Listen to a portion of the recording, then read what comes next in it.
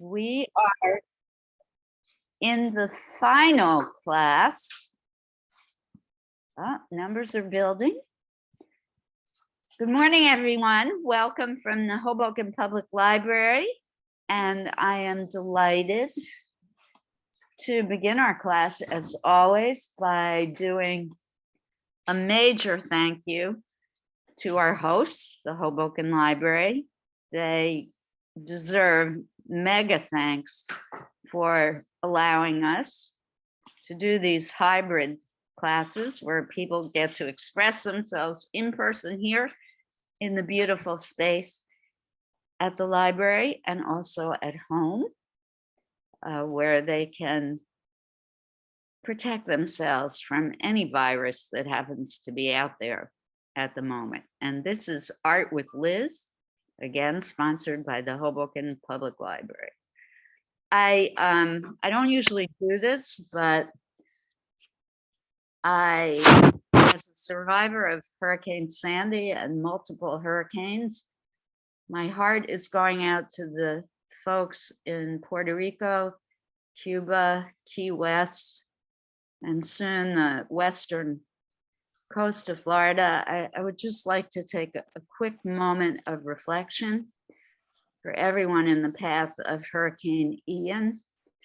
It's a big one. So just a brief second. Keep them in our thoughts today. Thanks. I have some very dear friends who live in Sarasota, and they have evacuated, and they never do that. So I know this is a baddie. All right. This is our final Art with Liz for September. We are continuing to celebrate Hispanic Heritage Month, and we'll continue to do so until mid-October. However, our artist for today is not of Latina heritage. In fact, she is a brilliant genius artist of African-American background. Her name is Jennifer Packer. I have spoken about her in the past, I believe last year even. We did a full and complete class on Jennifer Packer. She is one of my newest favorite artists because I was lucky enough, I don't think it was last year because of COVID, but I think 2 years ago, I was lucky enough to go to a show of her work at the Whitney Museum of Art in New York City. Was it the Whitney or MoMA? Now I can't remember. It was just one of the most beautiful art shows that I've ever seen. So welcome to all present today to this discussion of Jennifer's work. We will talk briefly about her accomplishments thus far in her life and look at some of the images of her work. And I will talk about what little I know about her. She is a relatively new artist for me, although she is gaining in fame and stature all the time because of her extraordinary skill and beauty of her work. And once we talk about and look at her work, I have two options for you to pursue today. One will be, we're going to have our brilliant life model, Bill, here with us, and you can opt to draw from life and do figurative work with him. Or I invite you to look around your home, or folks who are here at the library, you can look at the table at the back and use art supplies or things from your bag that you brought today to create your own mini still life. I'll even let you look through my bag and take things out if you don't have anything interesting in your own bag to copy and create a mini still life from. I want to show you first, and this we're lucky to have with us today. Bill Armato lent this to me. It is the catalog from the show that she had here in New York City. It is a book from that show about the work of Jennifer Packer. And I didn't have time to read it fully and completely. He lent it to me last night, but this morning during breakfast, I started skimming an interview that she gave for the catalog. And I'm hoping during our discussion that I can read some quotes that she made about her work, because I find them really inspiring. So let's move on. I just realized that I didn't open up anything. So bear with me for a moment.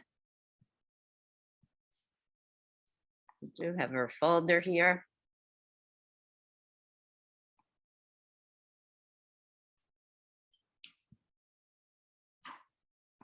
First, as always, I'm opening up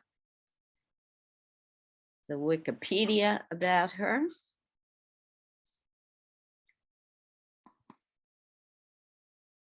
Bear with me. Here we go. So I'm going to share the screen.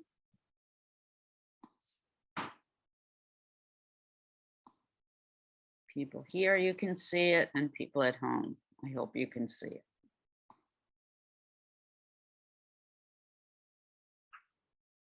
All right.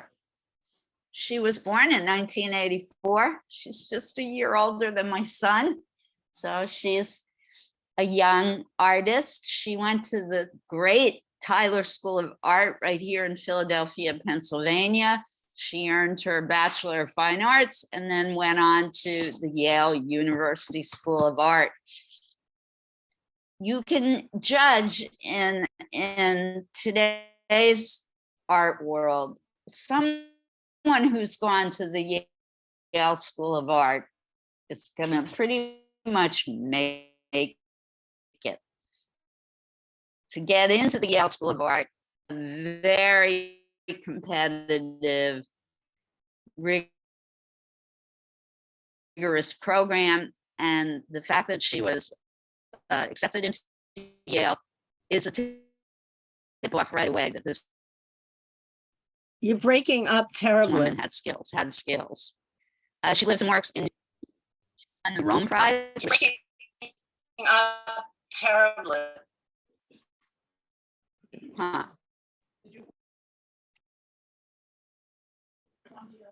Let me double check what my Wi-Fi situation is. Hold on.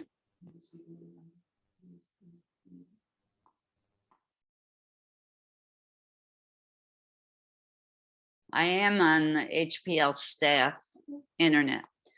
Maybe I need to use the mic. How do I turn it on?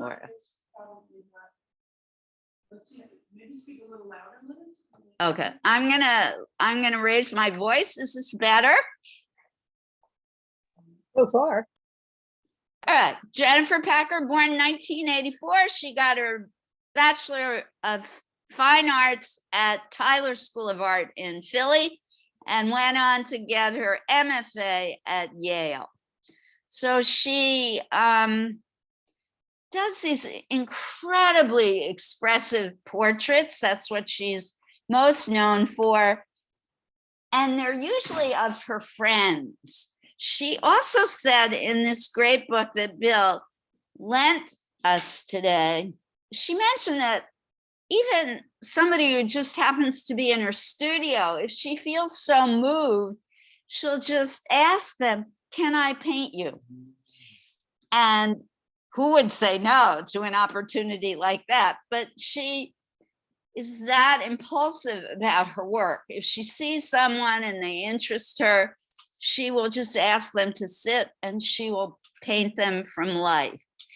Interestingly enough, though, in the interview that I skimmed this morning, she also works from her imagination, which is very different. I've repeatedly said to folks in this class, those of you who are veterans of my class, that very few artists work from their imagination, particularly figurative artists. Most figurative artists work from life. So she likes to do a combination of working from life as well as from her imagination. Every once in a while, she'll do work from photographs. She's shown in London at the prestigious Serpentine Gallery. She uses oils. This is another interesting thing about Jennifer Packer. In this day and age where acrylics are the primary media for most modern artists, she has kind of reverted back to the more traditional media of oils. I love that about her. I'm not quite sure why, but the fact that she thinks old school techniques and media are worth pursuing endears her to me. In fact, some of her biggest influences have been artists, and these names should be familiar to those of you who've attended my classes in the past, are old masters. So she's really inspired by artists like Caravaggio. And I don't know if this artist fits in the old master category, but he's certainly an oldie but goodie. Monet and people like that, Matisse. And one of my particular favorites, Carrie James Marshall. So she is rooted in art history in a way that many modern artists are not. She has gone back in time in her practice and venerates and is inspired by the work of people who came before her. I find that very, very, very interesting about her. She is now a teacher of painting at the Rhode Island School of Design, and she was at one time an artist in residence at the Studio Museum in Harlem. This is another pathway to success, particularly for young African-American artists. We've seen this with many of the African-American current contemporary African-American artists that we've talked about. They have spent time at the Studio Museum in Harlem, which, by the way, if you've never been, is a fantastic art museum. Do go, it's so close to where we live. All right, she's very young. There's not a whole lot more to talk about in her life. She's just a year older than my child. So she's 38, which to me is very, very, very, very, very young. I don't know, Vanessa, not so young to you maybe, but to me, she's a kid. Oh, I did that wrong. Okay, never mind, it seems to be okay. I was supposed to hit stop share. Everybody can still see me, correct? Okay, thanks.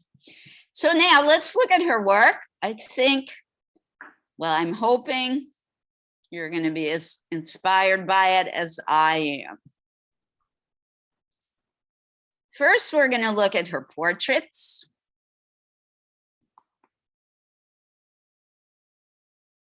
Never know which one to show first. With any artist, it's always a tough choice for me.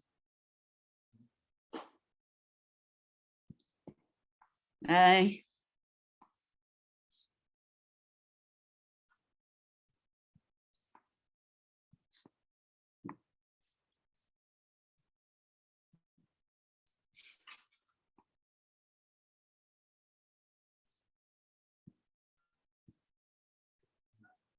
All right. Everybody see it okay? All right, so now I feel like before we even talk about this, I want to see if I can find one of the quotes that I really loved this morning. Here's one. It's a little bit long, but I feel like it's worth reading.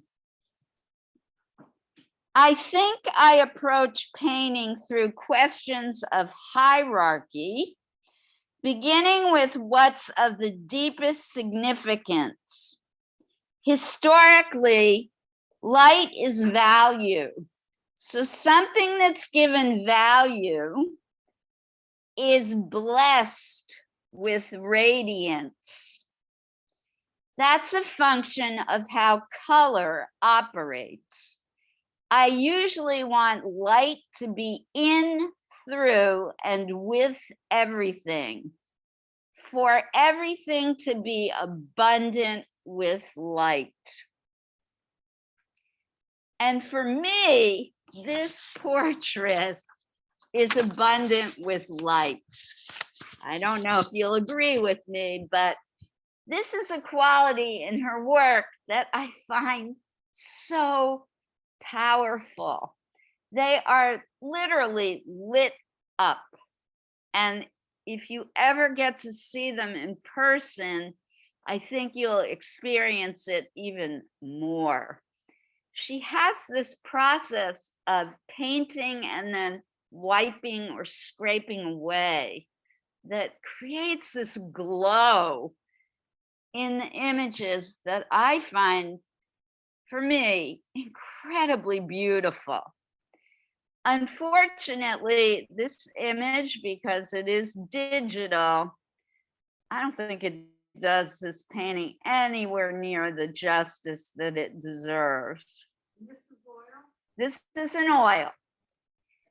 Because you cannot see her skill of rendering. I mean, the hands in this piece are so beautifully drawn. And for her, she also has a quote in this interview in the catalog from the show: drawing is everything for her. Everything. It is for her the most important part of her art practice. And we have seen this in the work of many, many artists.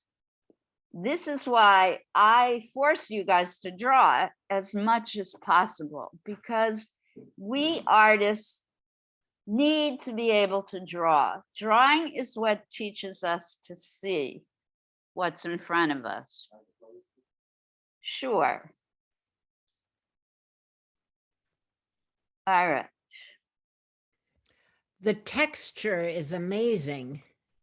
Yes. It reminds me of Bonnard in terms of texture, actually. Okay. Can you explain why Bonnard? Because to me, Bonnard is it's also light. He's also, to me, concerned with how the light weaves in and out. And there's a softness, a blending, hard to explain, but it feels like she has that same quality. The kind of blurring effect too. Yeah, exactly. I love the way she blurs the edges. In some places, she defines the figure so it stands out, but in other places, the figure seems to be disappearing into the background. In some places, she darkens the leg of the chair so that the figure is completely grounded in space, but in other places, it feels almost like the person's floating away. It's just really so interesting. Her treatment of space and composition, the way the figure runs off the edge of the page is fantastic. So that the eye, for me, the eye starts at the white cap at the top. I spend several minutes wanting to look at the beautiful face, and then I'm drawn completely downwards towards the hands and then off the edge, the corner of the painting.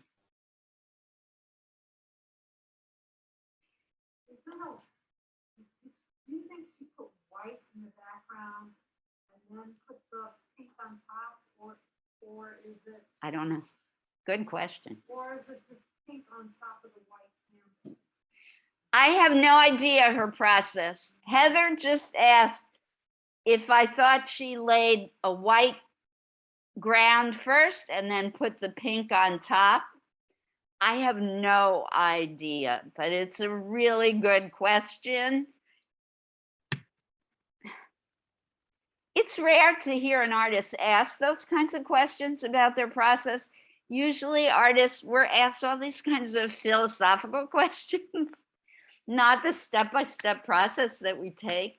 I haven't read this book cover to cover, but so far I haven't seen anything about the steps that she takes in her painting. I do know she paints, scrapes, paints some more, scrapes some more, paints some more. She's a layering person. Liz, that quote, feel free to make a check at anything you find important in that book. I love that quote. Well, it's your book. So I'll know where it is. But, Okay. you used the word hierarchy in the beginning of her description of what what is hierarchy, or what? Well, what I think Jennifer Packer is referring to in the hierarchy of painting is what's more important: the light and dark value, color, composition, texture, which is more important. And she thinks they all carry equal importance, but for her, light has a very valuable role in that hierarchy of what's the biggest thing. I think that's what she's referring to, but I'm not her. So that's my interpretation of the quote. All right, let's look at some more. You know, I can talk and talk and talk. And we cannot look at her work without talking about race and the role that race has in what she's trying to convey. She is an African-American woman, and it is important for her to show Black experience in her art.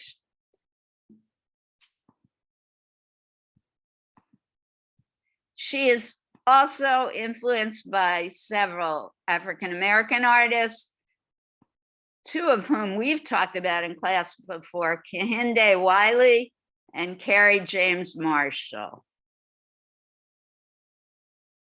Oh my God, I just love this painting. This painting is huge. I should have started with that. Most of her work is gigantic, including some of her still lifes, although most of her still lifes are smaller works. But this one was, I mean, you could walk into this painting. It went from the ceiling to the floor. It was so big.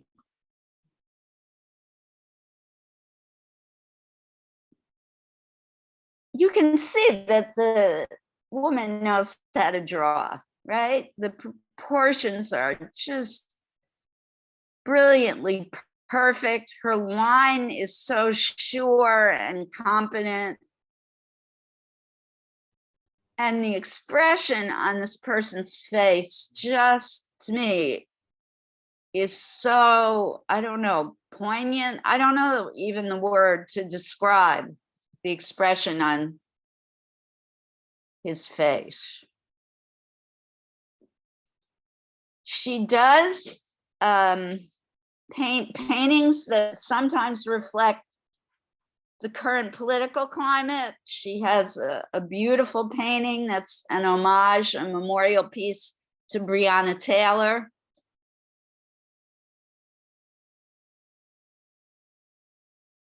So her work does have social content and meaning.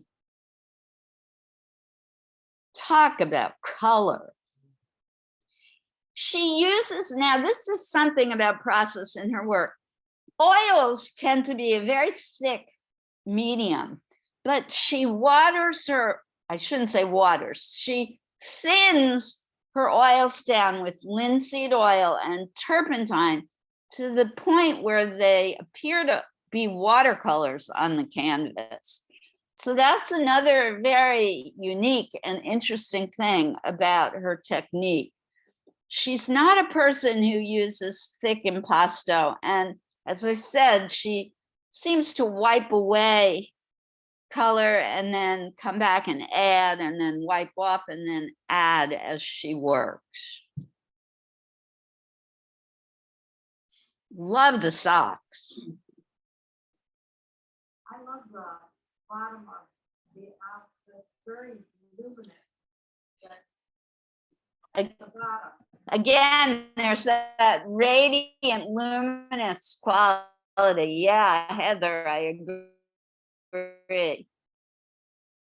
And even in parts of the couch or chair that he's sitting in, the light quality seems to really glow. There's a glow. And in his face, the way the light highlights parts of his face and hair. And then, of course, the yellow itself, the fact that yellow is the dominant color in this portrait, and the highlights on his hands, beautiful. And this is going to be interesting for me, but I like some of the unpainted parts of the canvas, like here and up here by the pillow. Usually I tell you that artists love to fill in every part of the canvas or paper that they can, but I'm actually drawn to the empty spaces in Packer's work. They make me question and think and kind of go, why did she leave it empty? What was she thinking? Well, it's very much like kaleidoscope. It is, it kind of has a terrific movement to it, doesn't it? A whirling, Yeah. circular movement to this composition. It does. It's very active, all of these sharp, short little lines. Yeah. I think it's interesting on the right-hand side where there's that blue and a little red on the, just at the edge of the painting, past where your cursor are. And then you go down to the left side and you see the blue and the yellow there, and it just balances it amazingly. And you don't even know if it's on purpose or not, but it's great. I love that. Yes. My guess is it's on purpose, Robin. That would make sense. Good. Wait, you guys are making great observations today. All right. A few more pictures, and then we're going to go to work on our own masterpieces. Liz, it looked like you had a nice flower, like in the this. Yeah, we're going to get to the still lifes in a minute. I want to show at least one more of her portraits, because I'm so drawn to her portraits, everybody. So bear with me. And Bill, I know you love flowers like crazy. You do such beautiful flower paintings.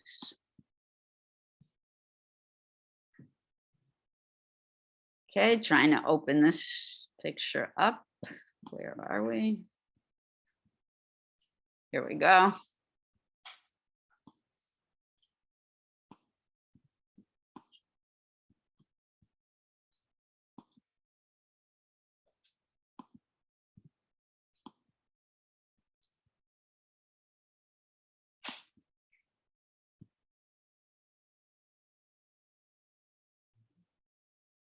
Again, the digital image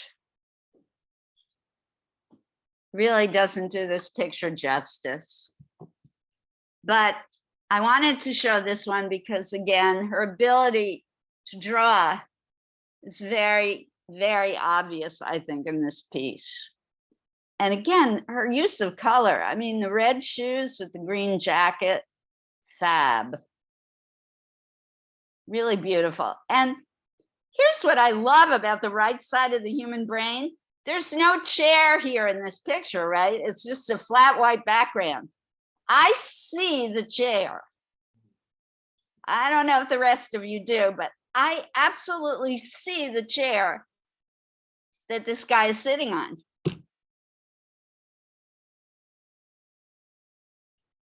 So how awesome is that?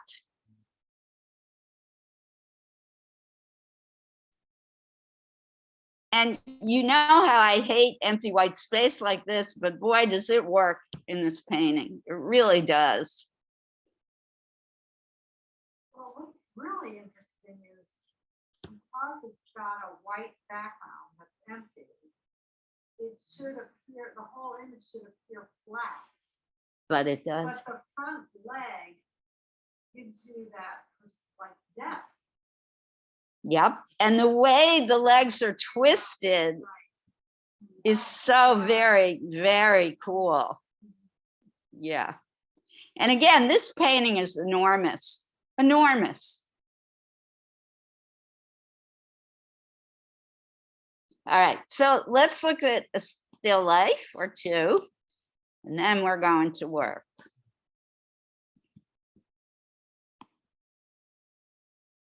Oh, Laura, what happened?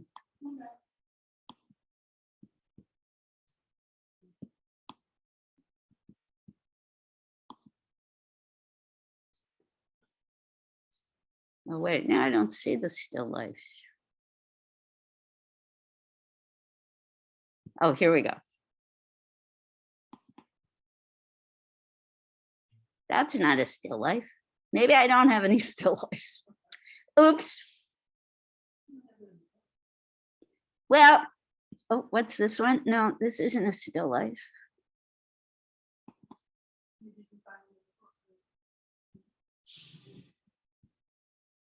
That's a good idea. I'm going to show you this image and I'm going to look in the book for a still life picture, because I did not pull any off the internet.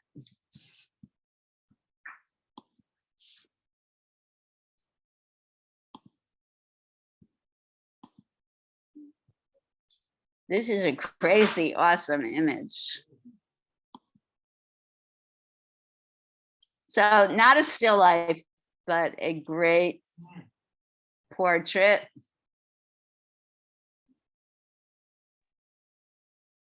A little bit confusing.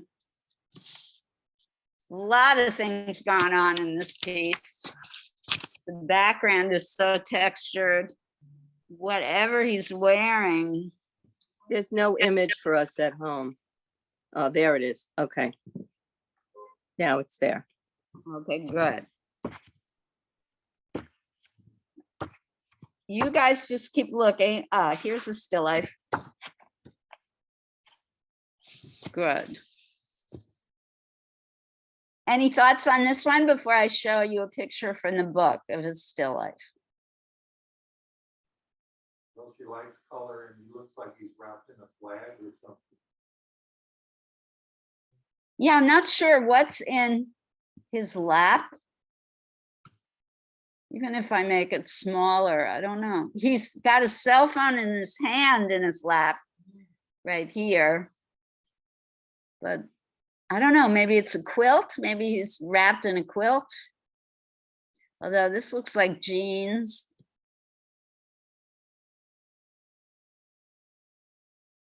Very cool. This one reminds me of Matisse. Yeah. That's what came to my mind. Yeah. Something, Background there. yeah, the background.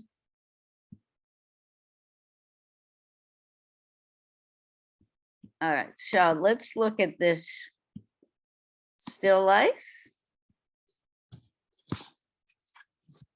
Folks at home, I will come and, I mean, folks here, I will, can you see it on the screen?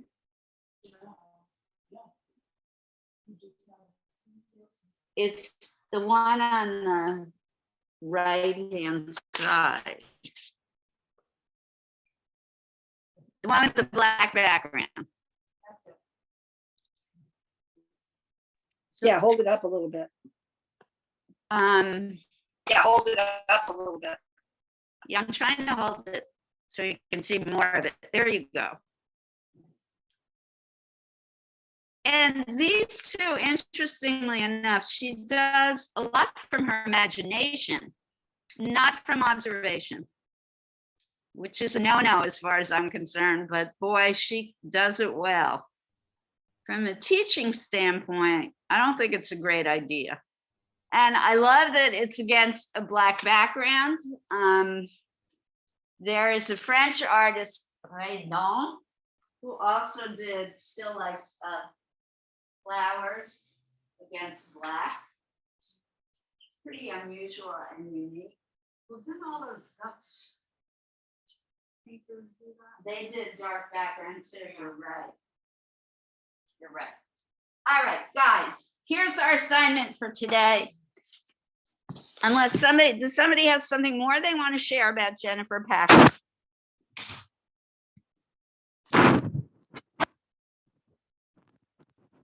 Here. Did I leave something important out? All right, she's definitely somebody to follow. If you ever get an opportunity to see her work in real life, do it. I recommend her highly. So today we have Bill here. He's going to model. We are going to start with at least one blind contour today, Bill. Then we're going to do some 1-minute poses and move on up to longer poses. Those of you who would prefer doing still life, gather up some interesting objects and create a mini still life for yourself. So let's take a couple minutes, those of you at home and those of you here, to gather up your stuff.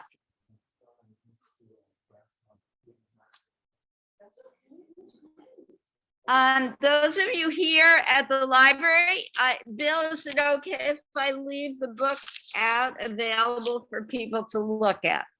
So I'm going to leave the Jennifer Packer catalog right here on this table. Guys, if you want to look at it, make sure your hands are clean, please, before you touch. Yelled at the great artist you enjoyed last night was eating spaghetti sauce with red sauce. Make sure your hands are clean before you put the milk spot.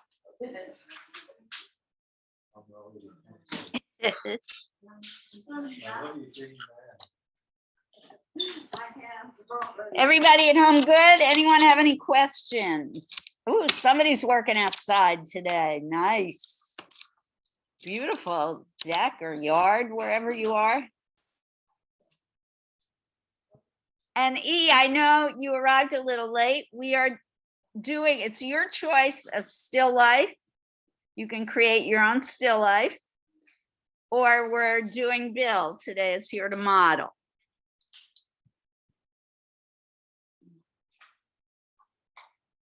Oh, 3 things in the chat. I haven't looked at the chat. Margot wants to know the name of the artist, Bill, that you told her about on Instagram. Mitchell Johnson. Mitchell John. Oh, I know him. I'm putting it in the chat box, Margot. She might. Thanks.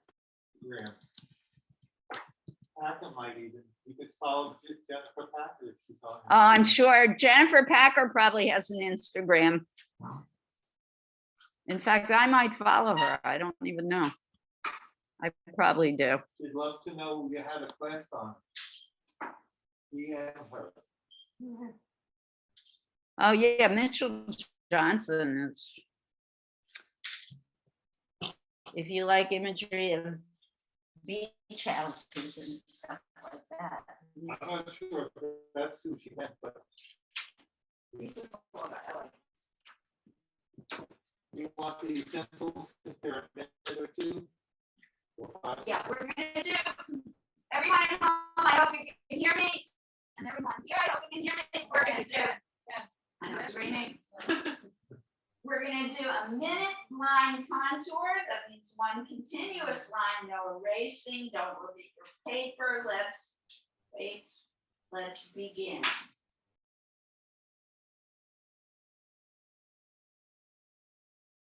This is our warm up.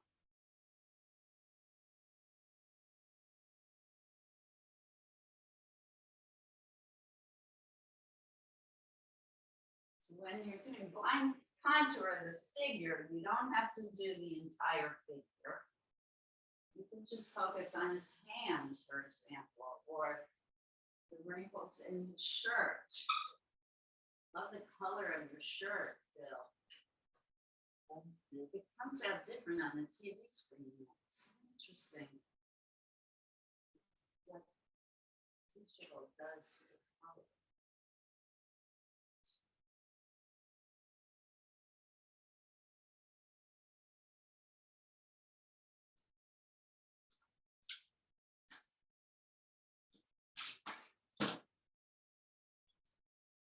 Hey, Donna, we're doing some blind contours of Bill.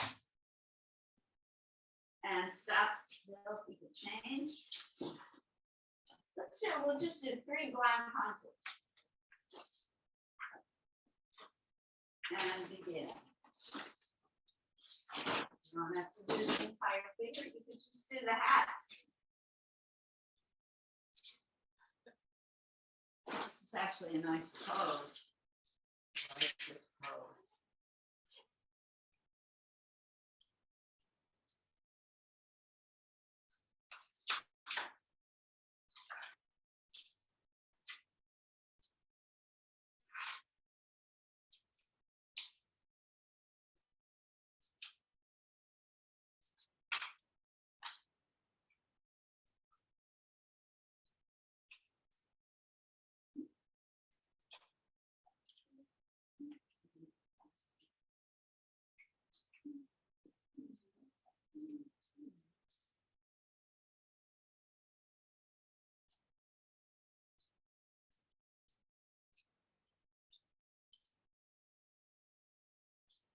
And stop. Change that. And begin. Focus, everyone.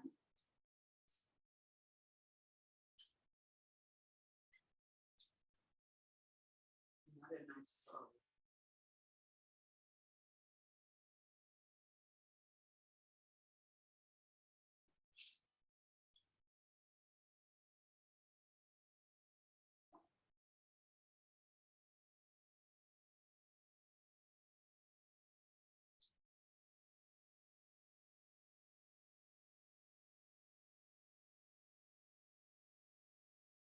So this is our final blind contour.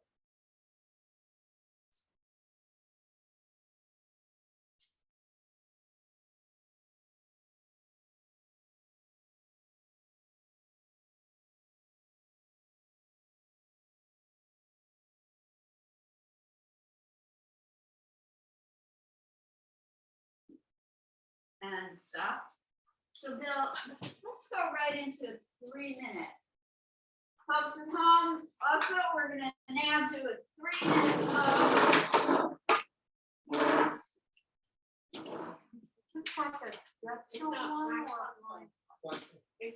This is gonna be now regular. You can look at your paper, you can erase. No more blind contour. Okay, so Bill, your head is chopped off in this one. Can you move closer to the camera? I'm sorry, back up. I'm just trying to think of a variety of chairs, height, layout. Yeah, thank you. That.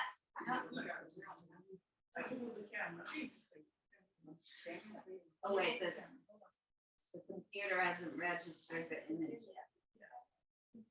That's okay, that's good, okay. That's good, Laura. And begin. This is going to be 3 minutes, everybody. Now I want you to erase, but still get quickly the gesture down. Do it fast. Those of you who are doing still life, you can also start with a quick sketch. You're still just warming up now, okay? I just want you to warm up.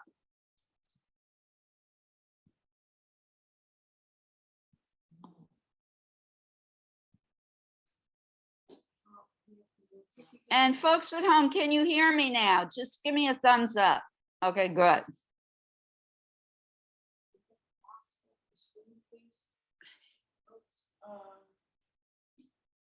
Oh, sorry.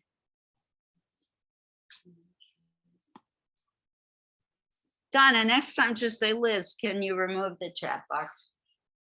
I didn't understand what you said, Donna. I'm open to instruction.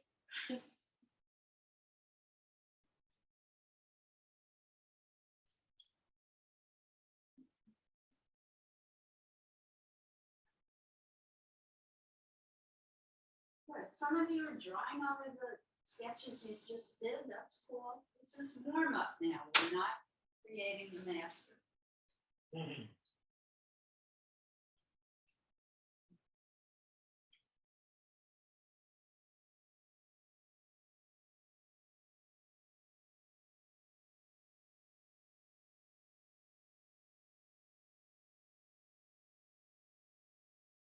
Start looking at the relationships. Where is his elbow next to his chest? Where is his elbow next to his knee? The tips of his fingers next to his knee.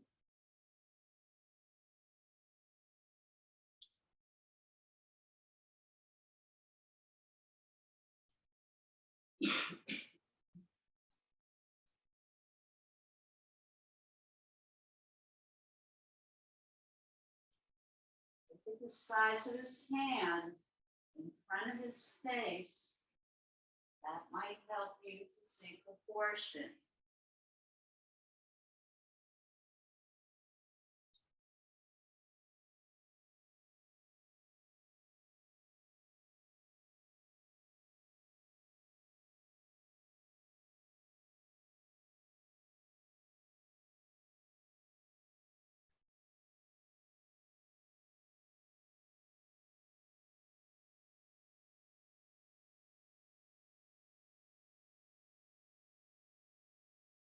Okay, so we're gonna change this pose now, stop.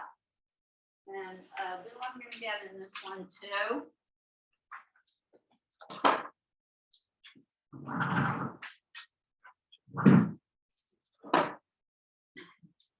Is there something different?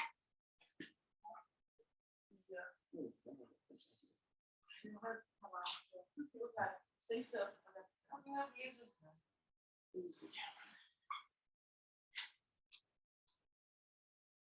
I was just thinking about comfort. Begin, everybody. Again, this is 3 minutes only.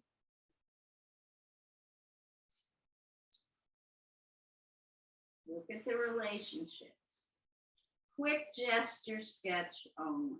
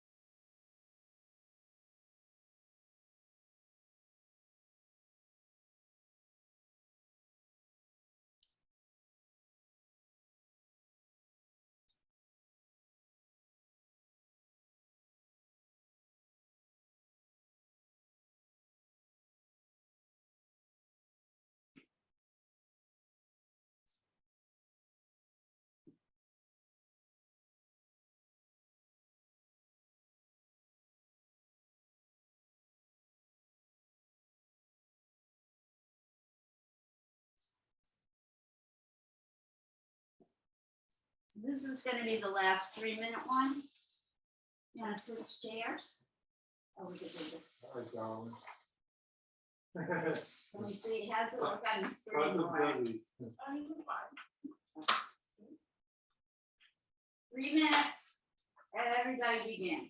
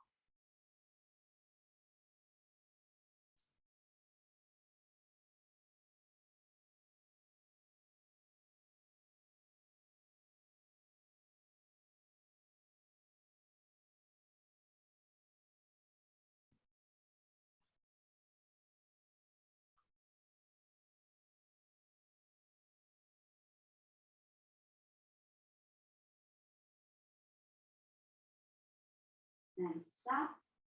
So Bill, now I'd like to do some 5 minutes. All righty. Together or by myself? We're on solo. We're gonna change it up today. Everybody at home, okay? Copacetic? So we're switching to 5-minute poses.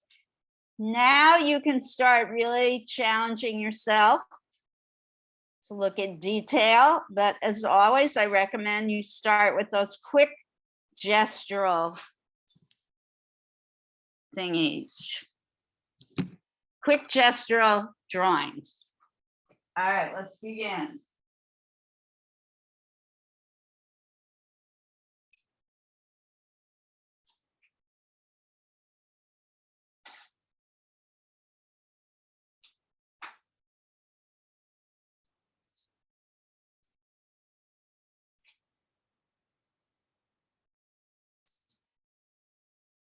Good. Notice where his knees are and his elbows and his wrists. That'll help you in this pose. Try not to worry about things like the features in his face just yet, unless you're just doing a portrait. Try and capture the whole figure first, and then go back for the details.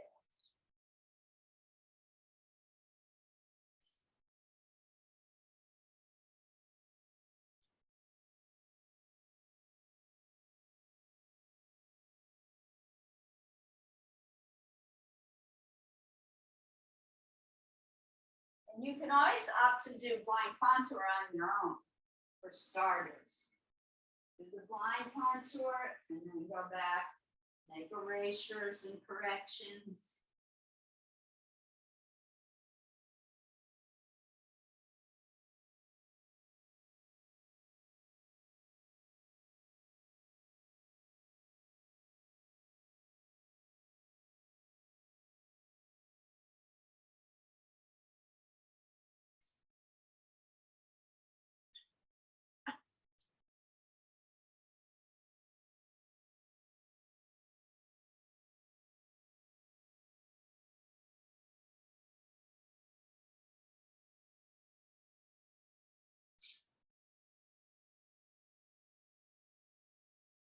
Just right in here, it's just gorgeous. Oh.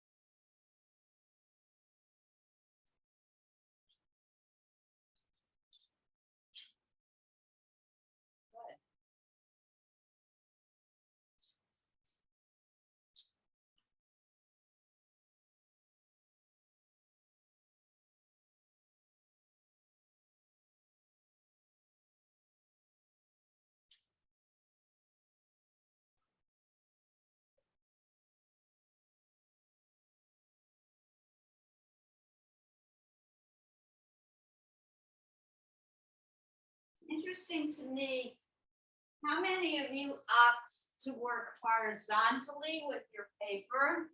This is something you might want to think about more going forward. I'm gonna get a piece of paper.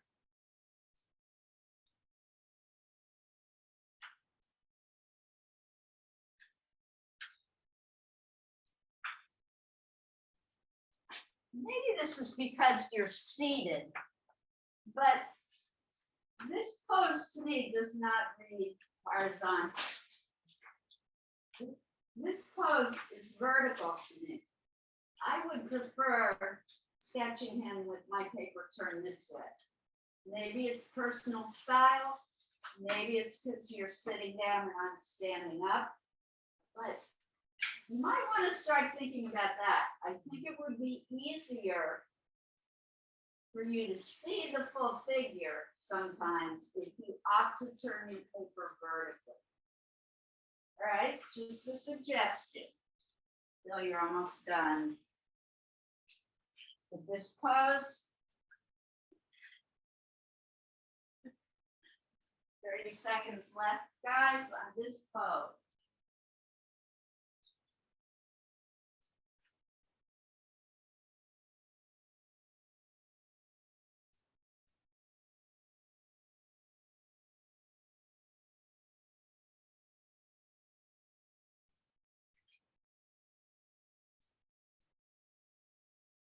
Good, so you finished one, start another if you still have time. Good, Sally.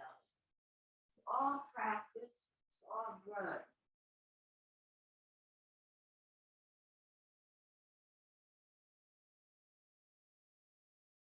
Stop. So give you 10 extra seconds.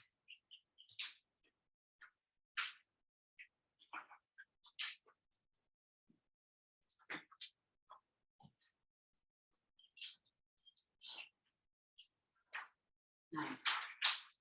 You know this for 5, Bill? Okay, folks at home, just give the computer a minute. Catch up.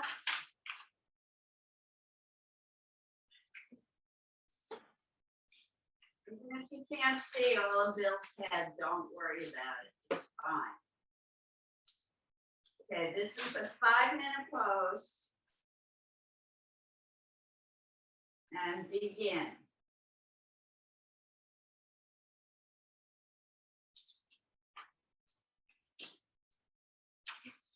Lot of good markers in this. Close.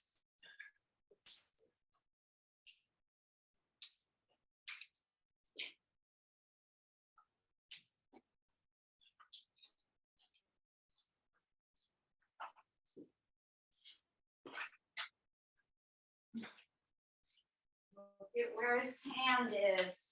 Can you see? Next to his waist. Oh. Because there's a time lag. So bizarre.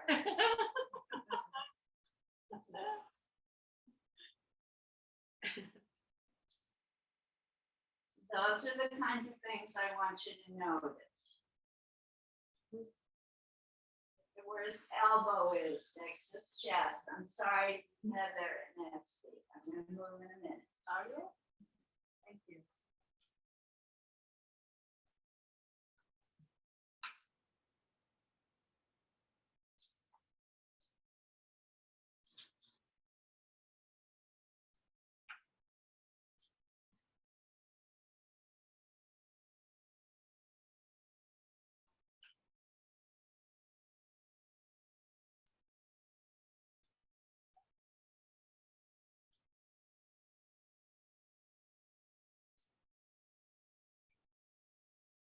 Some nice negative space in this.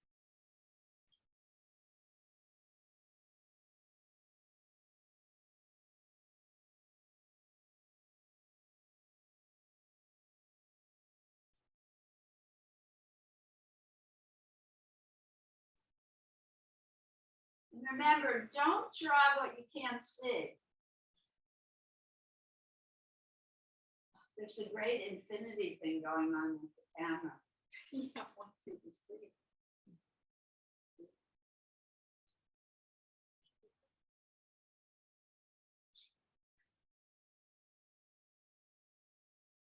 Looking back and still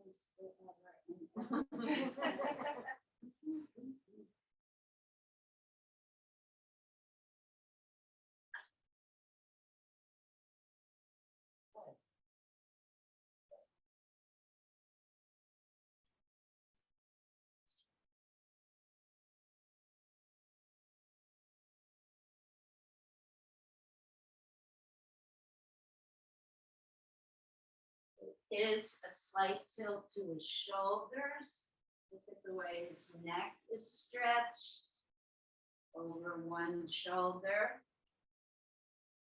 For those of you looking on camera, it looks like it's over his right shoulder. We know here it's his left shoulder. Look at that tilt. The whole torso is tilted towards his left side. Pretty much all of his weight is on the left side of his body. That will help you with the sketch. Good. Some of you turn the paper vertically. It's going to help you. Good.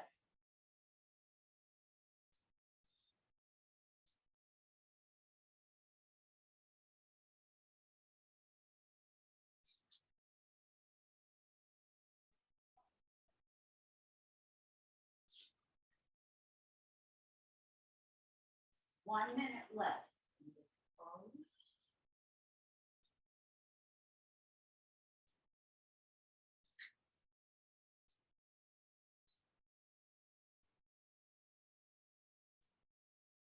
I want you now to start noticing the width of his limbs. Feels tall and lanky, but don't forget to give him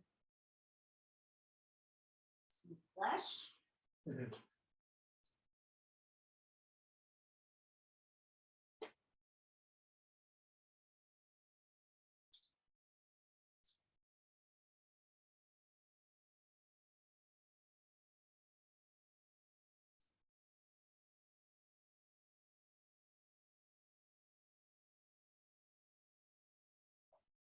And 5 seconds. And stop. Can you do one more 5 minutes before I break? Bill? Certainly. This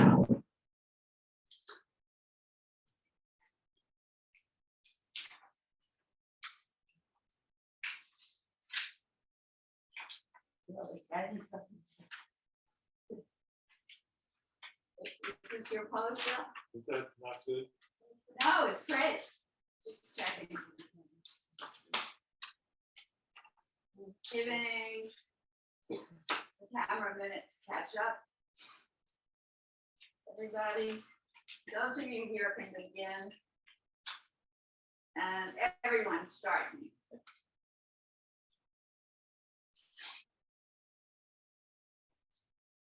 It's always, I would start with that light, fast sketch. Don't aim for perfection from the beginning. From the beginning, just want to get down the gesture of the pose.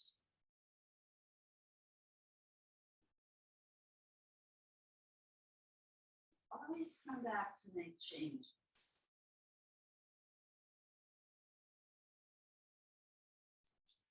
And those of you at home, you can't see his legs. Do not draw what you cannot see.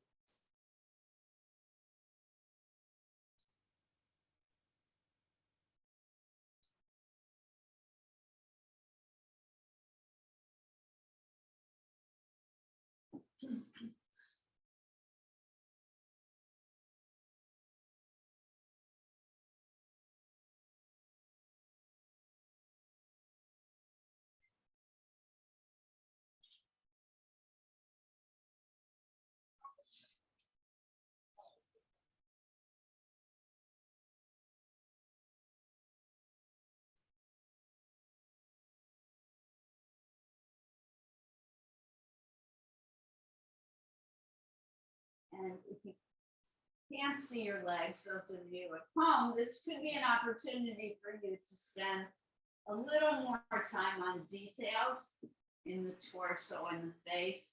Maybe focus on his hands. Those of you who find hands particularly challenging, it's a great view of his hands in this pose. So if you want, now's your opportunity to really practice.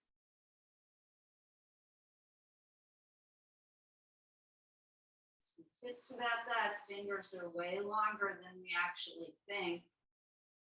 Remember, the open hand covers the whole surface of the face. Hands are big.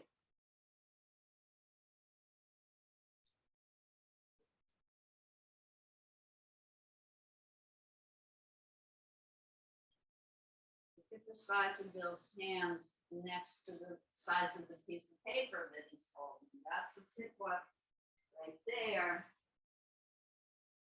How large the hand can be.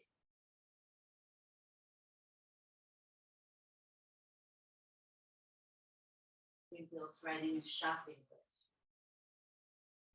list. On to basic foods after this. What kind of fruit did you want with? I don't know. Last night I was desperate for a burrito, but they were closed. Oh, really? Love Mission Burrito, but they have such odd hours. Actually, what I was writing was Sally. I love her portrait she does with hands and faces. So there's this artist called Oscar Kakashka. That's all he did. I was going to turn you on to him. I was going to tell you about it. And dolls. You can. How do you pronounce it? Oscar. Kakashka. Just hand. He Well, did he did dolls too. hands and faces.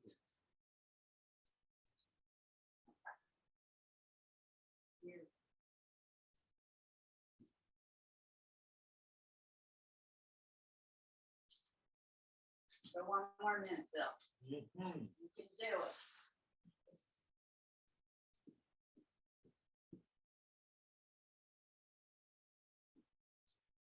After this pose, we're going to give Bill a little break. Anybody who wants to share what they're working on, take a second to do that. you're running into problems. Or if you just are feeling good, either or.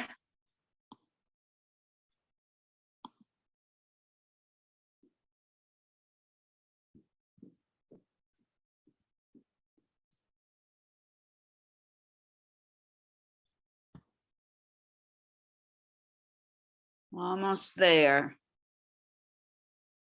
5 seconds. This was the difficult pose. Thank you, Bill. And stop. All right, anyone needing to share at this point? No? All right, so I recommend everyone stand up, stretch for a little bit, maybe make a quick trip to the restroom, wiggle your fingers. I actually am gonna be right back. Right there.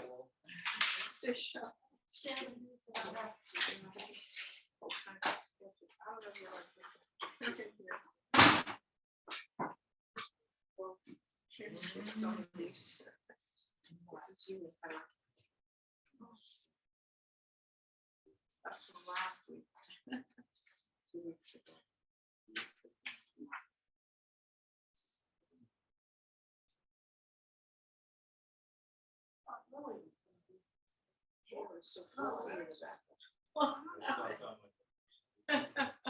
You know the Sawyer brothers, Raphael Sawyer, Roach's brother, like three at the HPL school, really down and out.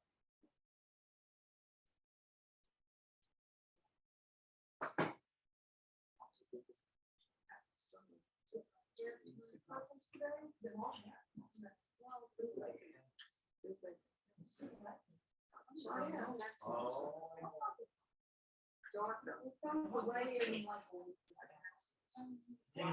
remember the years of the crazy rats when we are. The hat and the orange and the crazy stuff. Let's see the guy on the bus. I was one of those. Seeing it on that. He had a funny hat on and he had some kind of scrunchy style. Did you see last night? He was standing there in the bus stop. Did you try to I catch was it? thinking, should I take a picture of this? It's like you look with the thing at that too. That hat? No, How much is he that? was doing his thing.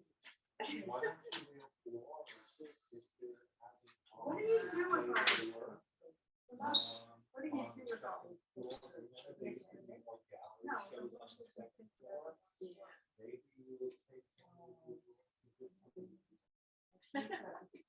Just an idea.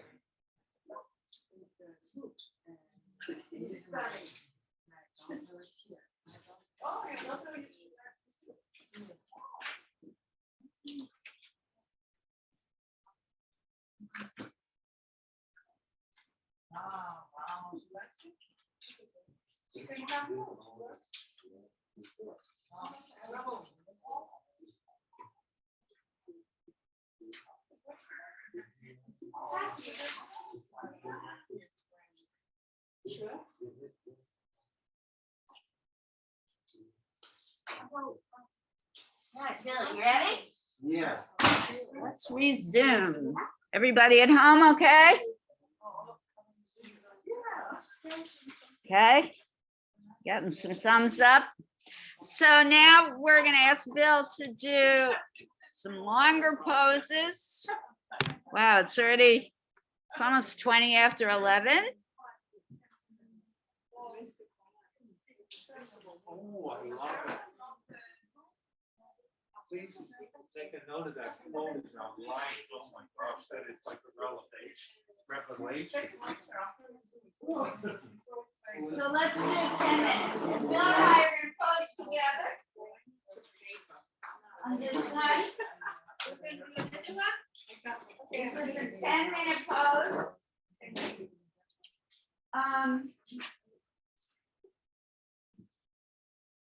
Maybe I'll put it on the lawn. time. Everybody ready?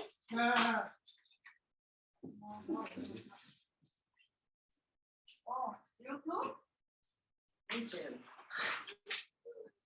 We're on YouTube.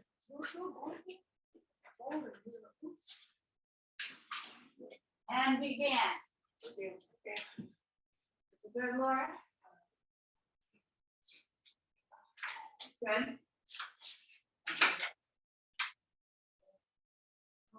There we go.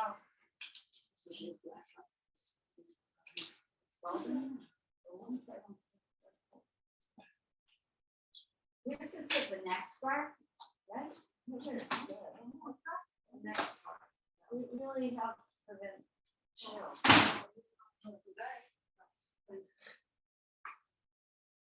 Okay, smile.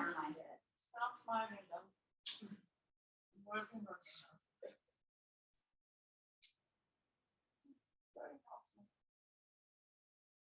So look at the size of my arms. Next to Bill's, that can help. You don't have to draw both figures, but you can look at the size relationships between the parts of our body. That can help. But is my head the same size? Is it probably bigger? Definitely bigger. Ego.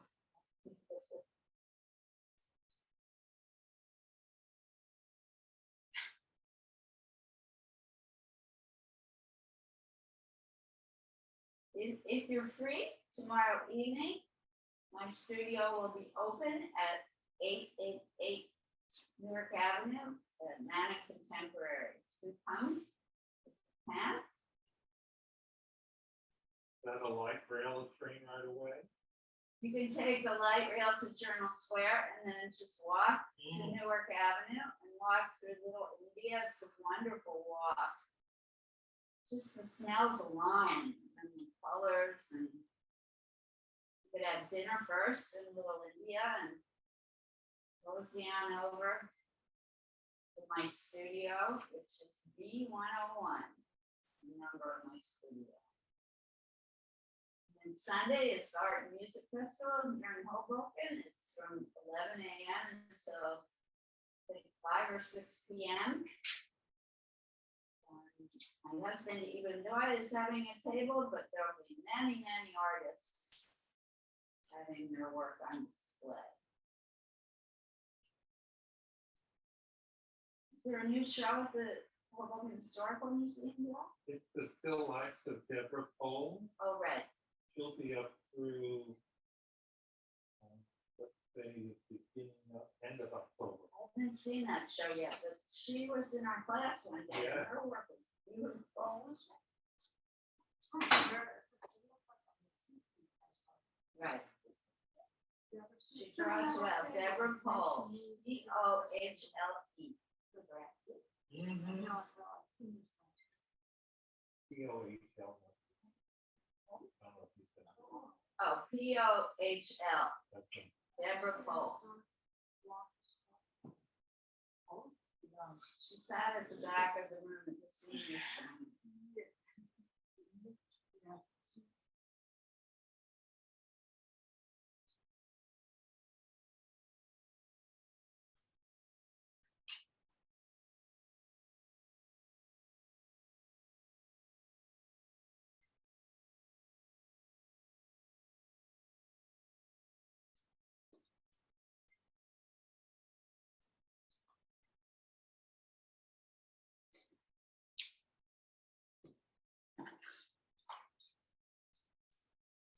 In a 10-minute pose, once you get the gesture and the full figure outline down,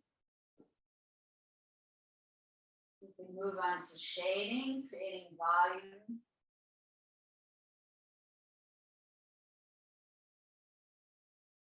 And then start doing features in the face, folds in the clothing,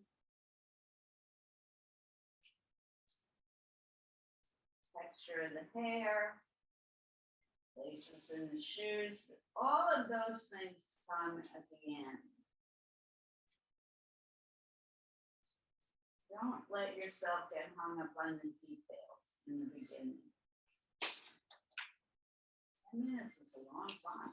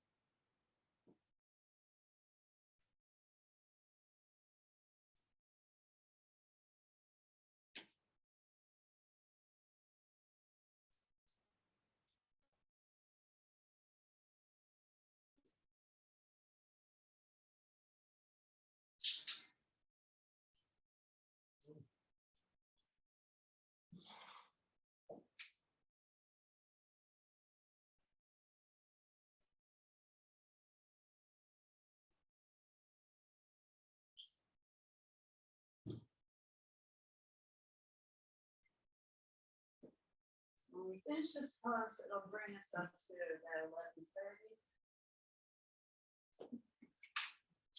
Well, maybe we'll finish up at 20 minutes.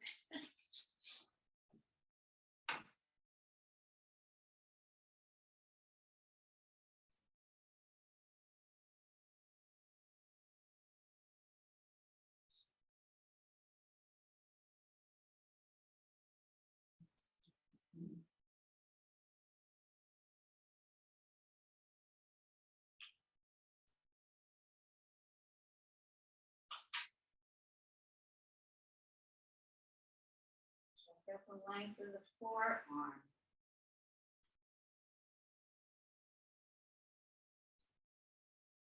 See the size of the book that he's holding. It will help you see the length of the arm from the elbow to the tips of his fingers. Where do the tips of the fingers hit the top of the book? Where are they in relation to the top of the book? So you can use objects as markers as well as parts of the body as markers.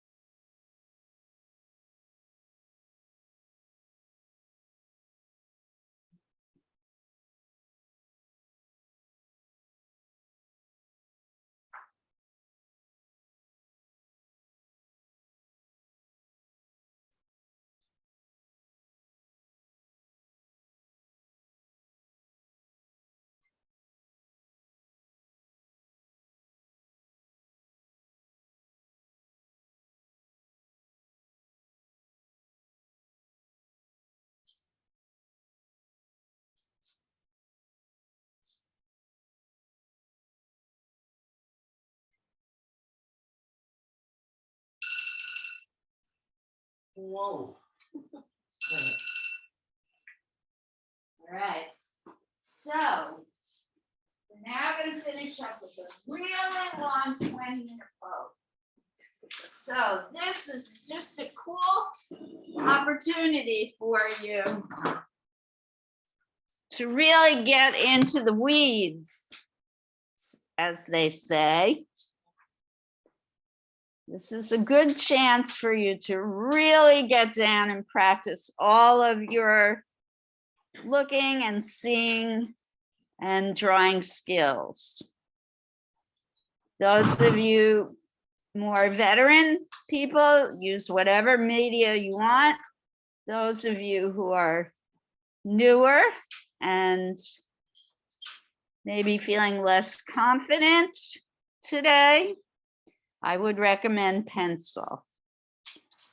Light sketch first, as always. You're probably sick of me saying that, but it really matters. Yeah, Bill, if we could do something so that they could see your legs more, that would be awesome. No, you can't do that. Yeah, what if you put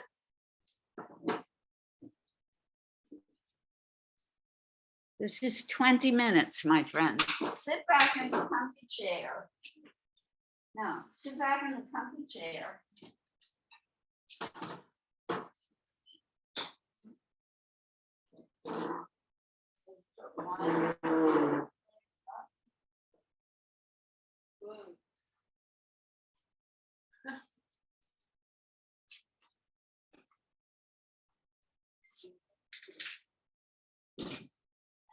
And is it possible to put this foot up a little? No, I know, so you put this foot here. Who's the mom? Who's the mom? The mom. The mommy.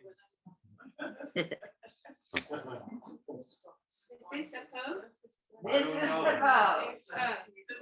I'll leave my shirt if you want.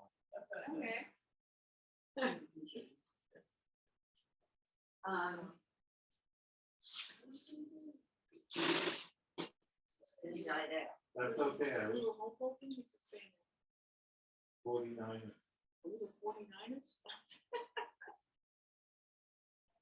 This is what you. All right, let's begin. Teach your mom, breast you. You want a hand? I just want you to be comfortable for 20 minutes. It's like forever. You okay?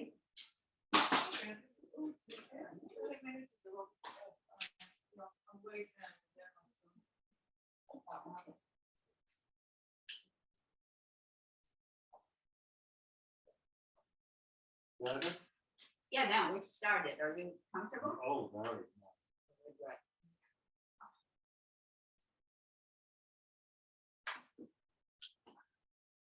I know what's going on with the lights. Some kind of internet thing going on.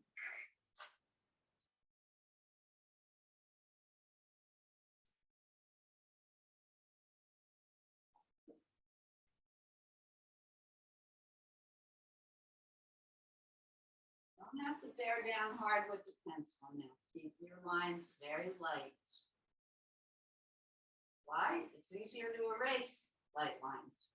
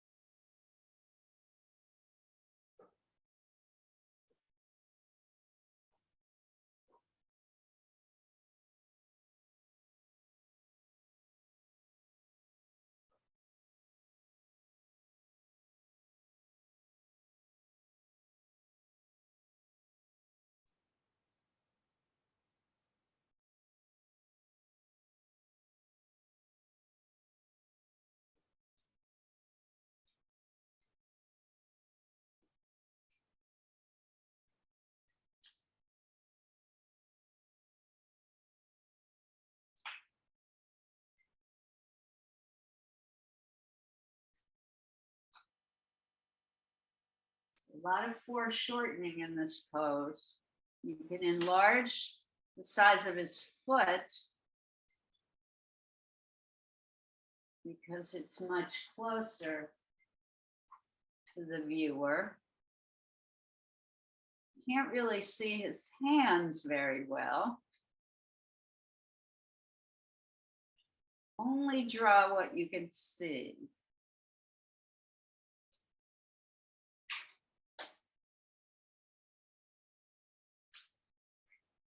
So interesting about the foot. Use it as a measuring stick.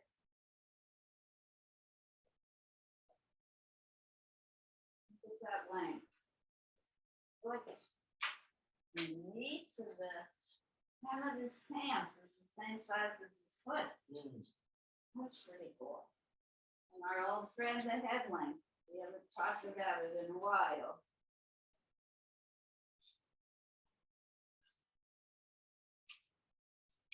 But those things really work.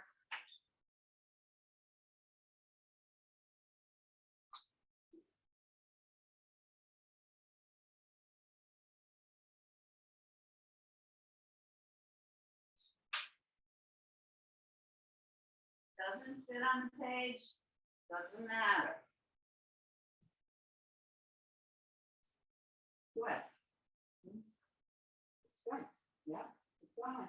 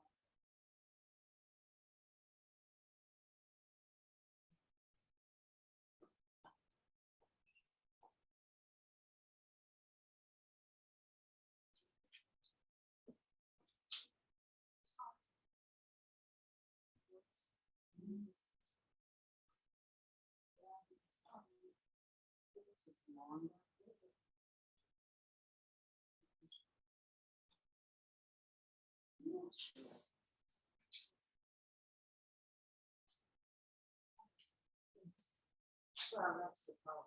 The color. Yeah,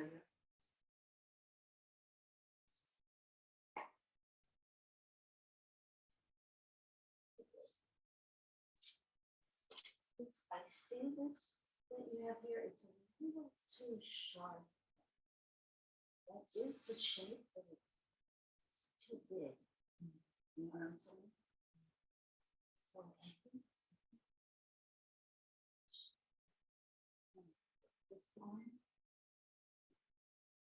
Maybe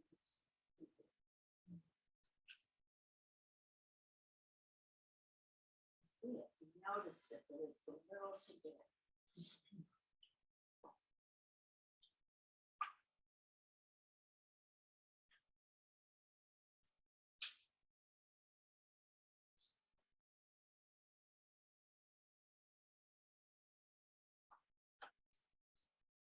Everyone at home, good?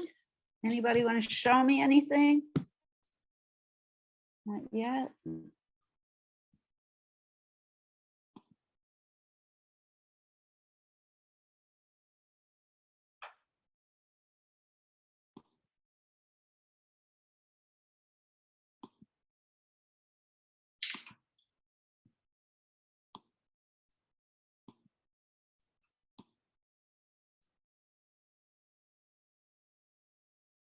Some folks might have left.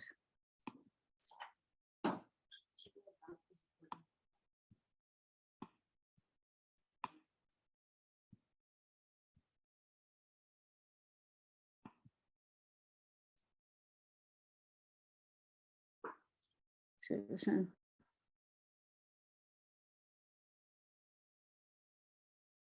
Margot had to leave, okay.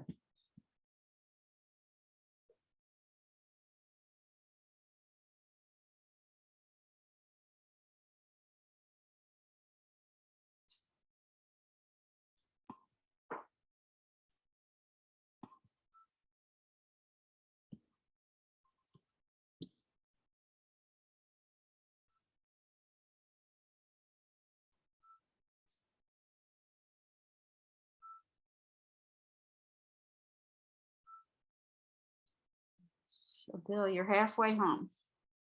You have now exactly 10 minutes to go. 10 minutes on this pose, everybody. So you have plenty of time. Some of you have decided to work in color. It's cool.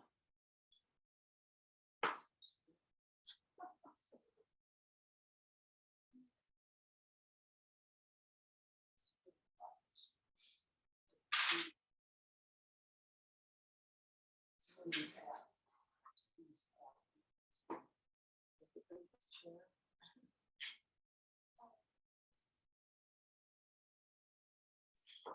maybe the chair is a little bit too close. I feel like you shouldn't be able to see this much of the chair. Oops. Maybe it's not here. No, I'm saying the chair might be back off the page.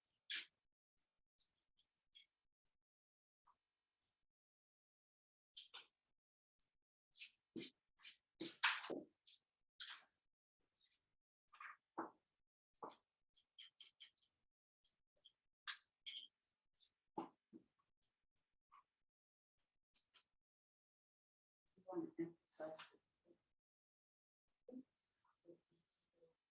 this is about yeah, emphasize the very dark.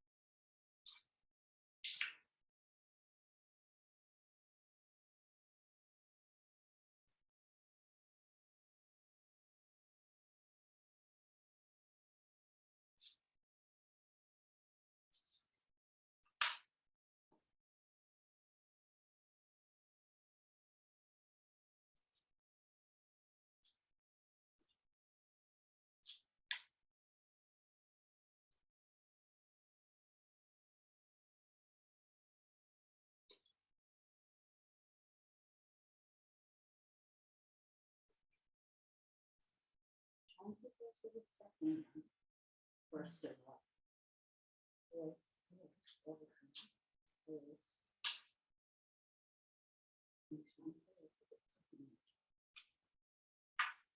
Shapes.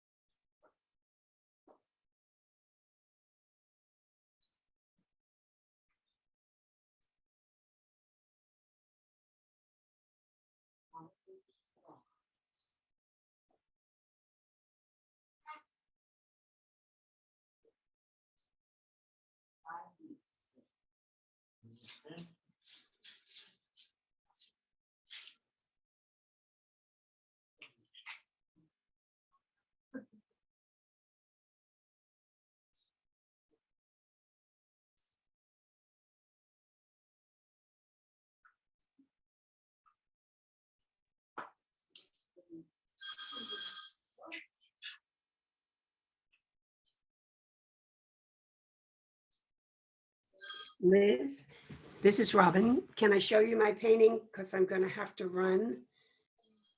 Is Liz there?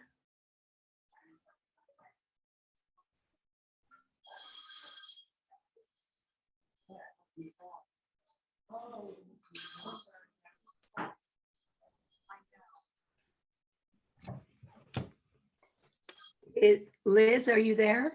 I am, sorry, Robin, you need me. That's okay. I just did a still life and I want to show it to you. I wouldn't Absolutely. be painting if I didn't have this class, so it's really fun. This is a vase Beautiful. that my mom gave me, and I just felt like painting it. And I've been doing some sketches of Bill, and they're great, and they're so much fun to do. But I just wanted to show you that I got something done today.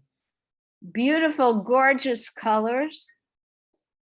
Here's my suggestion, around the background, the edges, right up against the edges of the flowers, I would darken your background a bit. Great. That would really, really distinguish and define the flowers from the background. And Terrific. around the edges of the vase a little bit, particularly on your right side, Okay. a little bit darker. Okay, Let great. it dry. I see you did it in paint. Let it dry and then go back in there to darken behind the objects and the flowers. Wonderful. Thank you, Liz. You're Thanks. so welcome. Anyone else want to share? Oh, I did that one. Liz, I'll share. I have to run too, actually. Okay. Just moving over here so you could see it. Oh, you're doing a self-portrait. Yeah, Wow. I wanted to work on it again. The one that I had been, Yes, I'm remembering this page. sorry, I don't know if I'm like showing it where. No, we can see it. If you could hold your camera still, that would be awesome. There we go. Good. Yeah. Really nice. Really, really nice. Your shading, for me, you might want to soften it just a little bit, particularly in the cheekbone area. Okay. It feels a little dark to me. Okay. So yeah, you might want to lighten it a bit. And also in the neck area near the top of your t-shirt, you might want to lighten it slightly Okay. and blend it into the other flesh tones. Okay. Really nice. Thank you. Yeah, and you might want to work a little more on the background, figuring out what's going to happen. I'm thinking even a very thick layer of paint might be really beautiful behind your hair. Not sure what color, but I feel like the background could use a bit more at this Okay. stage. All right. The face itself is really, really well done. Excellent. Yeah. Thanks so much. You're so welcome. And I hope to see you next week. Next week, Yeah. we're starting a whole new month. Oh my gosh. Definitely. Yay. All right, enjoy the rest of your day. You too. Thanks, Liz. Thanks. Bye.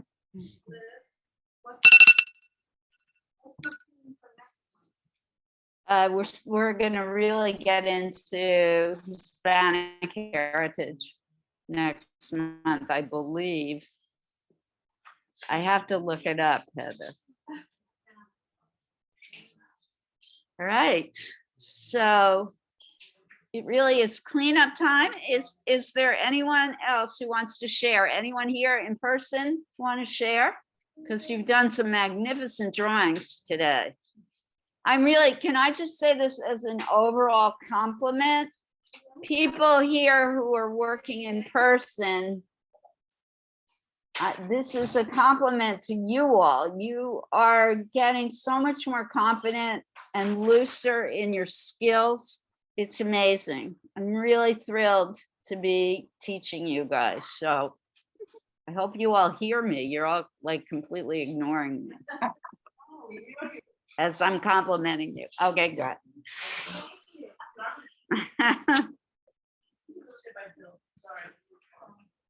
And much thanks to Bill, who did some really difficult poses today.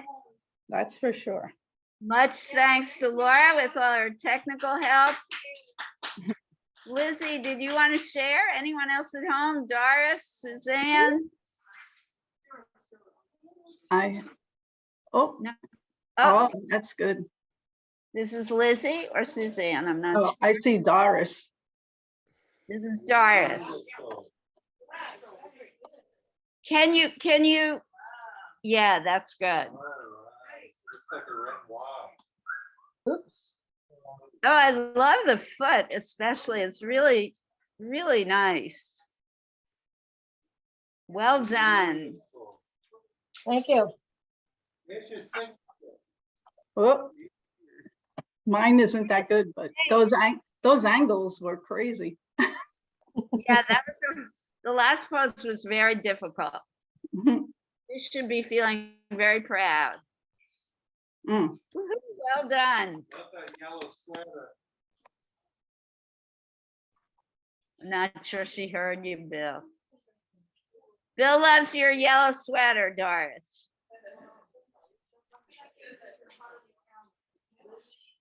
Oh, she's reacting. Thank Lizzie, you. not today, you don't have to. Oh, Donna's sharing. All right, yay. Oh, wow. Very good. Oh. Oh, yeah. Yeah, really strong lines today, Donna. I look like Frank O'Hara. I love that. I love it. Did you start with blind contour on these, Donna? These were like the 5-minute. Wow, nice. So I'm trying to get the hand. Oh, wow. Yeah, the hand is terrific. Hey, there's a bony here. Oh, it's that bony, but. You see, the hand is just another bunch of shapes. Yeah.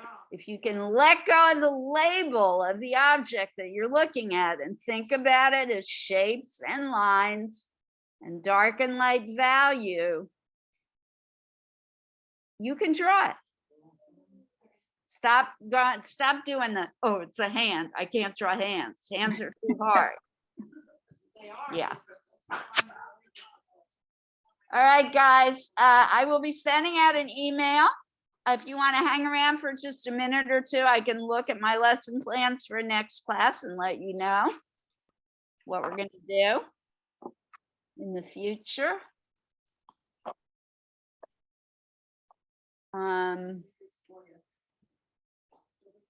Is it Goya? Goya, all right, we're going to do the great Spanish artist Goya. Oh, boy.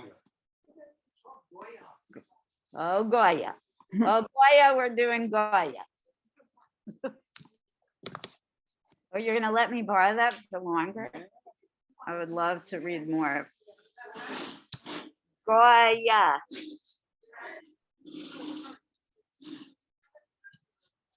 Hi, Laura, thank you. I put our artists for next time in the chat box, Goya. I will be sending out an email with more information about the next class. For now, it's been wonderful working with everyone. And Lizzie, you're there. Did you want to share, Lizzie? Well, I didn't get a chance to shade. I had a lot of trouble with the legs. Here's a tip, Lizzie. This is a great drawing. You need to make the head a little bit smaller.